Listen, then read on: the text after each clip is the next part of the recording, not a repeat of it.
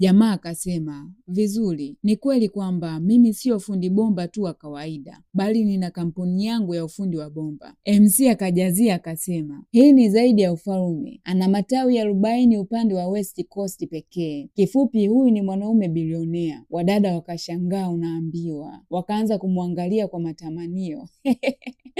Ila wadada kwenye pesa? Amba akasema haiwezekani. Jamaa ikabidi avue ovaroli kuwaonesha uhalisia wake. George akasema, mimi na mke wangu tulianza mahusiano toka tupo shule, lakini alifariki akiwa anajifungua mtoto wetu. Kila kitu kilibadilika kwenye maisha yangu ndani ya usiku mmoja tu. Ghafla nikajikuta nimekuwa mgane ambaye nahitaji kumlea mtoto. Ikabidi nirudi kwenye maisha yangu ya zamani, ila nikatengeneza kitu kimoja ambacho kitanipa uhuru, ambacho hakitanizuia kuwa na mtoto wangu. Na kweli nikapata njia ambayo mke wangu angejivunia. Kabla sijajua kama kampuni yangu ilikuwa imefikia zaidi ya matawi 200, na binti yangu Eva alikuwa haraka kuliko hata nilivyotegemea. Nikawa nina kila kitu ambacho nahitaji kwenye maisha yangu, kasoro mtu mmoja tu wa kushirikiana naye. Kwa hiyo nikaanza kutoka out kwa ajili ya deti, lakini ilikuwa ngumu kujua kama wanawake wamekuja kwa ajili yangu au kwa sababu ya pesa zangu. Na hiki ndicho ambacho nimekifanya leo. Nilikuja kumwangalia mtu mmoja tu ambaye atanihitaji mimi kama mimi, na ndio maana sikutaka kuweka wazi hilo. Wadada wakaanza kuchanganyikiwa, unaambiwa, wakaanza kuokota hayo maputo yao waliokuwa wamepasua.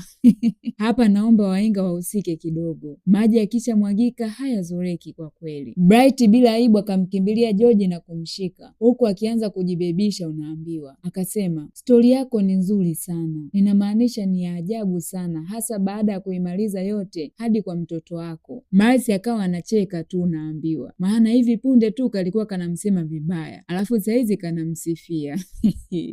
Ila pesa ni mwanaalamu nyie. George akasema asante. Hapo hapo dada watatu akaja akamsukuma Bright, alafu akasema, nilichokisema awali akikuwa na maana. Ukweli ni kwamba napenda mwanaume anayejituma na kufanikiwa kwa juhudi zake. Naomba nafasi nyingine. Na yeye akawa anajibebisha kwa jamaa, unaambiwa. George akasema, nafikiri umechelewa kidogo. Bibi akaenda pembeni. George akasema, nafikiri kila mtu ameonyesha rangi yake halisi. Akamgeukia Marcy akasema, lakini Marcy, kama bado uko tayari, ningependa kukupeleka kwenye date. Marcy akasema, ningefurahia sana kufanya hivyo. George akamuuliza, umewahi kwenda Paris? Marcy akasema, hapana, ila nilikuwa natamani sana kwenda. Wadada wengine wakaanza kushangaa, unaambiwa, yaani wanasikia masuala ya kwenda date nchi za nje, wakatamani muda urudi nyuma wasafisha madhambi yao, lakini ndo hivyo, haiwezekani. George akasema, sawa, vipi kama chakula cha usiku tukala Paris? Marcy hadi akapata kigugumizi, unaambiwa. Hatimaye ndo